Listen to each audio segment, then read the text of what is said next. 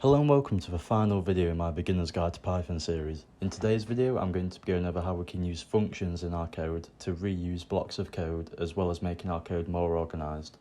So let's start off by defining a simple function. Firstly, we've got to use the def keyword, short for define.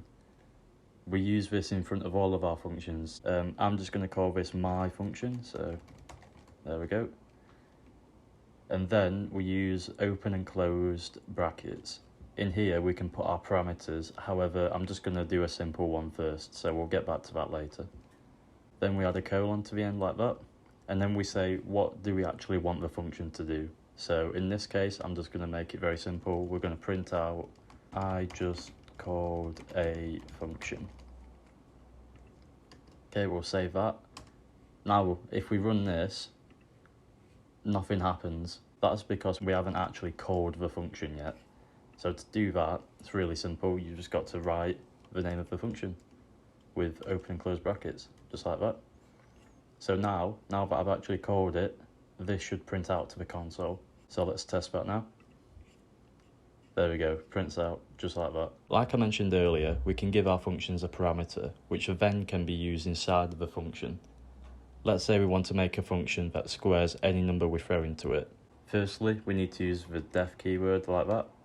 Sorry, I'm just going to clear this terminal. So we'll do that, and if we're squaring a number, we'll give it a name like square. And then inside of the parameters, well, we want the user to be able to input a number that will then be squared. So we'll just call it num. Then semicolon. Okay, then in here, we're going to write print, and then to square a number, you just times it by itself. So we'll do num times num. Okay, so we save that. I'll demonstrate again. If we run it, nothing will happen. That's because we haven't actually called it yet. So let's go underneath here and do squared.